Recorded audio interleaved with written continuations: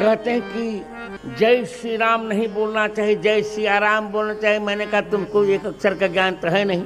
जय सिया राम और जय श्री राम में एक बहुत बड़ा अंतर। जय सिया राम में वो पुरुषार्थ नहीं, दोनों वाक्य भगवान सीताराम जी के ही, मैं खंडन नहीं कर रहा हूँ, पर सत्य यह है कि गोस्वामी जी ने सिया शब्द का प्रयोग रामायण जी में कहीं किया नहीं। सी है सिय राम में सब जग जानी, श्री राम का प्रयोग बार बार आया है। श्री रामचंद्र कृपालु भजमन हरण भव भय दारुणम। रामायण जी में 12 बार श्री शब्द का प्रयोग आया है। श्री सीता जी का नाम है, सिया भी सीता जी का नाम है, सिया थोड़ा अपभ्रंश है। श्री सीता जी कहते हैं कि जय श्री राम नहीं बोलना चाहिए, जय सिया राम बोलना चाहिए। मैंने कहा तुमको एक अक्षर का ज्ञान तो है नहीं।